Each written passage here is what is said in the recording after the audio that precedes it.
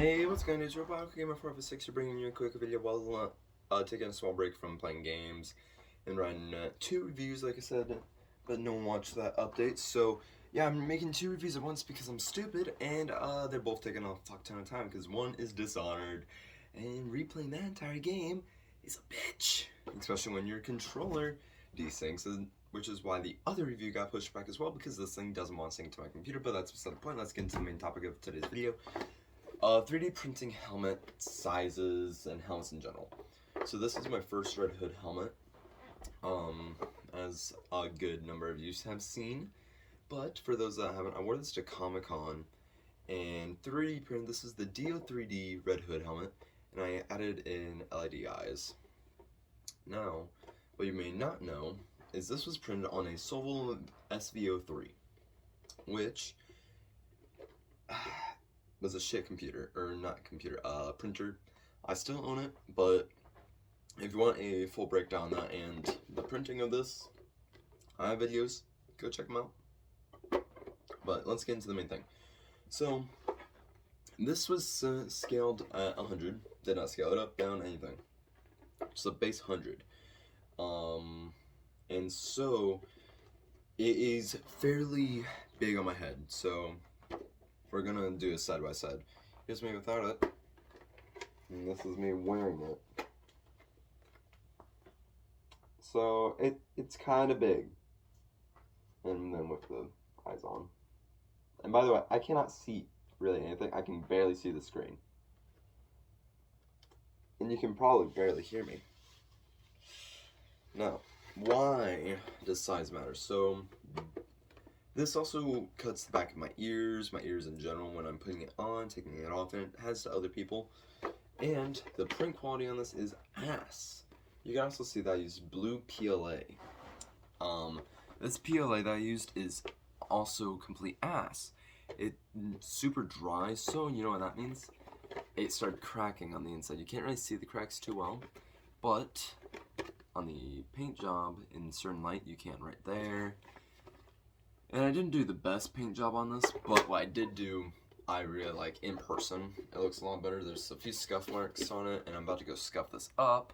But with this being a 100% size, a normal flat bill hat, this is tight. Like, this is snug on my head, and this is on a couple of notches. It only has 2 remaining out of 1, 2, 3, 4, 5, 6, 7, 8 notches. So, wait, 7, no wait, 1, 2, 3,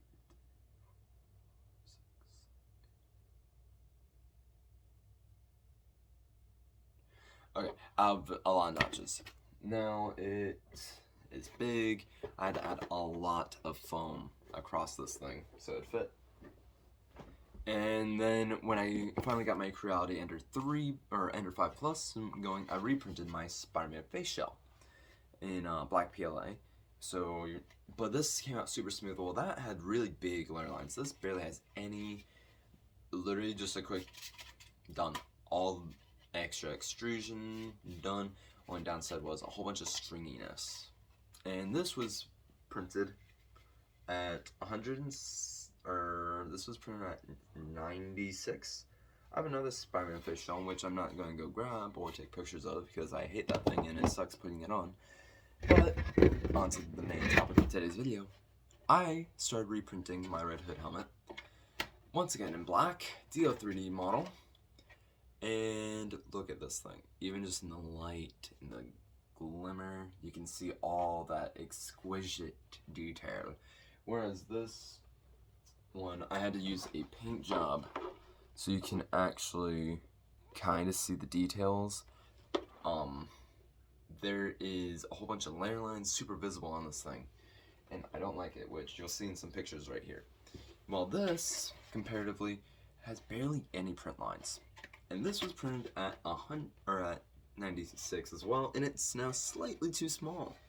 What I mean by that is now it really scratches up my ears, but I'm going to sand it down. And this is why I'm sanding it down.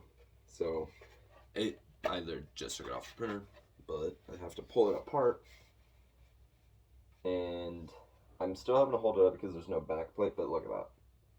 Like, I'm gonna hold it from back here so you can actually see. Look at that. Now, I'm probably gonna have it raised to this, but like, just that is already leagues better. So scaling, it's always good to make one that's over or too big, right? So when scaling a prop or any of it, I always recommend go with the 100% file size, unless you think it's gonna be too big or too small. Like this was printed at 100. The original Spider-Man was printed at 100, but then I actually did half one at 95, which was too small. Like it kind of fit, but not really. And it was half a face shell.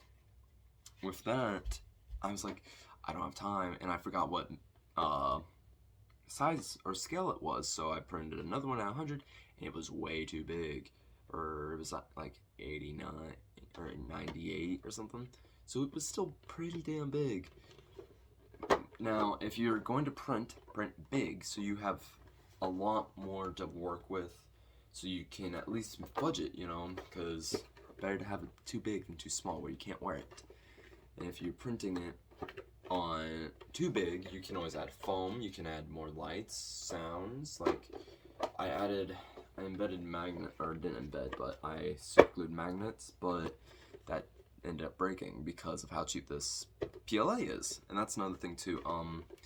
PLA is very important when printing these, because this and my first Spider-Man were printed on Solvol, own branded PLA.